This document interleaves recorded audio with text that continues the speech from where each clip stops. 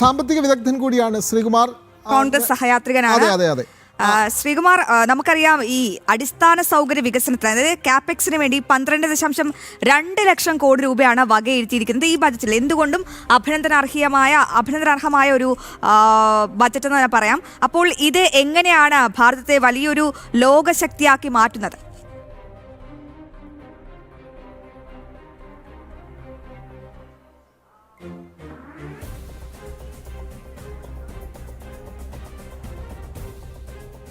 തെറ്റിദ്ധാരണയാണത്.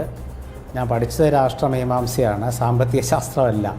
പക്ഷേ നമ്മുടെ ഈ രാഷ്ട്രീയ അതുപോലെ തന്നെ മറ്റ് കാര്യങ്ങളൊക്കെ ശ്രദ്ധയോടെ നോക്കി കാണുമ്പോൾ നമുക്ക് ഗവൺമെൻറ്റിൻ്റെ ചില പദ്ധതികളിൽ അടങ്ങിയിരിക്കുന്ന സാമ്പത്തികമായ കാര്യങ്ങളെക്കുറിച്ച് വിശകലനം ചെയ്യേണ്ടി വരും. അപ്പോൾ നമ്മൾ അതിനെക്കുറിച്ച് ഒരു പ്രാഥമിക പഠനം നടത്തേണ്ടി വരും. കേന്ദ്ര ബജറ്റും അതുപോലെ സംസ്ഥാന ബജറ്റ് എന്നൊക്കെ പറയുന്നത് പഴയ കാലത്ത് ഒക്കെ ഒരു തരത്തിലല്ലെങ്കിൽ മറ്റൊരു തരത്തിൽ അത് വികസന പ്രവർത്തനവുമായിട്ടൊക്കെ ബന്ധപ്പെട്ട് കിടന്നിരുന്നു. പക്ഷേ കാലങ്ങൾക്ക് ശേഷം, ഞാൻ പറയുന്നത് കേൾക്കുന്നുണ്ട്? കേൾക്കാം, തുടരാം ശ്രീകുമാർ, കേൾക്കാം.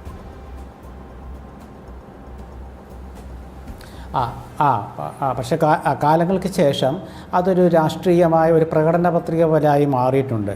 ഇപ്പോൾ ഒരു 3-4 ദിവസം, ഒരാഴ്ച മുമ്പാണ് കേരള ഗവൺമെൻറ്റിൻ്റെ ബജറ്റ് വന്നത്. ഈ ബജറ്റ് അവതരിപ്പിച്ച ശേഷവും അത് സംബന്ധിച്ച പത്രവാർത്തകളും ഗവൺമെൻറ് പറഞ്ഞതും പ്രതിപക്ഷം പറഞ്ഞതും എല്ലാം കൂടെ നമുക്ക് വായിച്ചു നോക്കുമ്പോൾ അത് ഒരു 2 മാസം മാത്രം അവശേഷിച്ചിരിക്കെ ഒരുപാട് കാര്യങ്ങൾ പ്രഖ്യാപിക്കുക, 2 മാസം കഴിഞ്ഞാൽ ഇറങ്ങിപ്പോകുന്ന ഗവൺമെൻറ് പിന്നെ തിരിച്ചു വരും എന്ന അവരുടെ പ്രത്യാശയൊക്കെ അത് അവർക്ക് പറയാമെന്നല്ലാണ്ട് ജനങ്ങളുടെ കയ്യിലിരിക്കുന്ന ഒരു അധികാരമാണ് അവർ വേണോ വേണ്ടോ എന്നുള്ളത്. അപ്പോൾ അത്തരം ഒരു അവസ്ഥയിലാണ് ഇന്ന് കേന്ദ്ര ബജറ്റ് അവതരിപ്പിച്ചത്. അപ്പോൾ സാധാരണ രീതിയിൽ നമ്മൾ കേരളീയരായതുകൊണ്ട് കേരളത്തിന് എന്ത് കിട്ടുമെന്നൊരു ചോദ്യമുണ്ട്. അപ്പോൾ ദേശീയ തലത്തിലെ സാമ്പത്തിക വളർച്ചയും ആഭ്യന്തര ഉൽപ്പാദന വളർച്ചയും ഒക്കെ ബന്ധപ്പെടുത്തിക്കൊണ്ട് ട്രംപിൻ്റെ പുതിയ നീക്കങ്ങളും എല്ലാം വെച്ചുകൊണ്ട് പല സാമ്പത്തിക ശാസ്ത്ര വിദഗ്ധരും പല രീതിയിൽ പറഞ്ഞിട്ടുണ്ട്. ഞാൻ അറിയുന്ന 1-2 സുഹൃത്തുക്കൾ, ഈ സാമ്പത്തിക ശാസ്ത്ര വിദഗ്ധരായ ഇപ്പോഴും ഗവേഷണം നടത്തുന്ന 1-2 സുഹൃത്തുക്കൾ പറഞ്ഞത് ഈ ഒരു കാലഘട്ടത്തിൽ ഇതൊക്കെ അവതരിപ്പിച്ച നല്ല കാര്യമാണ്, നല്ലൊരു ബജറ്റാണെന്ന് പറഞ്ഞു. അതവിടെ നിൽക്കട്ടെ. പക്ഷേ നമ്മുടെ മുമ്പിലുള്ള എന്താണ്, നമ്മൾ കേരളം എന്ന കൊച്ചു സംസ്ഥാനത്ത് ജീവിക്കുന്ന കുറച്ച് ആളുകൾ എന്ന നിലയ്ക്ക് കേന്ദ്ര ബജറ്റിനെ എപ്പോഴും നമ്മൾ നോക്കി കാണാറുണ്ട്. കാരണം 2 തരത്തിലുള്ള ബജറ്റാണ് സാധാരണ ഇതിൽ ഒരു സംസ്ഥാനത്തിൻ്റെ വികസനത്തിന് വേണ്ടി ഉപയോഗിക്കുക. ഒന്ന് കേന്ദ്ര ധനകാര്യ ബജറ്റും മറ്റൊന്ന് റെയിൽവേ ബജറ്റുമാണ്. ഇത് രണ്ടും കൂടി ഇപ്പോൾ ഒന്നായിട്ടാണ് അവതരിപ്പിക്കുന്നത്. അപ്പോൾ ഇവിടെ ഒരു ചോദ്യം ഉയർന്നിട്ടുണ്ട്, പ്രധാനപ്പെട്ട 2 ചോദ്യങ്ങളാണ് ഉയർന്നിട്ടുണ്ട്. BJP കേരളത്തിന് എന്ത് നൽകി എന്നുള്ളതാണ്. ആ എന്ത് നൽകി എന്നുള്ളതിൻ്റെ ഉത്തരം അല്പം മുമ്പ് സംസാരിച്ച കേന്ദ്രമന്ത്രി ജോർജ് കുര്യനും പറയാൻ കഴിഞ്ഞിട്ടില്ല. അദ്ദേഹം ബജറ്റിലെ വാഗ്ദാനങ്ങൾ അദ്ദേഹം ആവർത്തിക്കുകയാണ് ചെയ്തത്. എന്നിട്ട് അദ്ദേഹം പറഞ്ഞൊരു കാര്യം എന്താണെന്ന് വെച്ചാൽ എയിംസിനെ കുറിച്ചാണ്. എന്തുകൊണ്ടാണ് എയിംസ് ചർച്ചാ വിഷയമായത്? ഇതൊന്നും നോക്കൂ, ഇതൊക്കെ സാധാരണ ജനങ്ങൾക്കിടയിൽ എയിംസ് കിട്ടിയാലും കൊള്ളാം, കിട്ടിയില്ലെങ്കിലും കൊള്ളാം. അവരെ സംബന്ധിച്ചിടത്തോളം ഒരു സർക്കാർ ജീവനക്കാരനാണെങ്കിൽ അയാളുടെ ജീവിത സൂചിക അനുസരിച്ചിട്ടുള്ള സാമ്പത്തിക ഭദ്രത ഉണ്ടാക്കണം. വിദ്യാർത്ഥികളാണെങ്കിൽ അവർക്ക് അവരുടേതായ പ്രത്യാശ പൂർത്തീകരിക്കണം, എത്രയേ ഉള്ളൂ.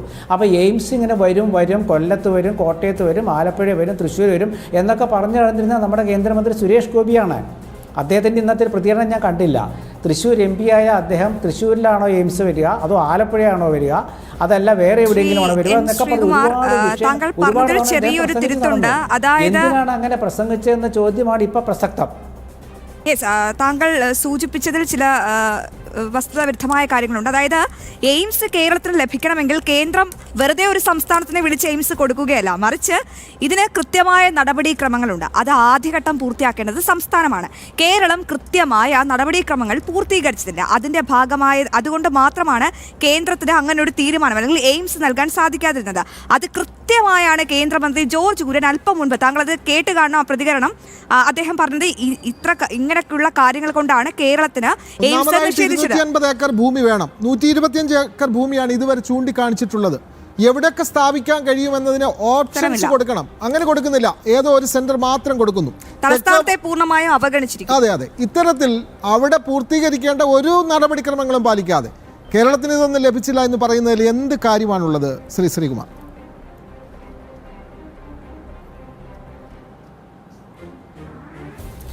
നോക്കൂ, ഞാൻ പറഞ്ഞു വരുന്നത് പൂർത്തീകരിക്കുമ്പോൾ നിങ്ങൾക്കത് ബോധ്യമാകുമായിരുന്നു.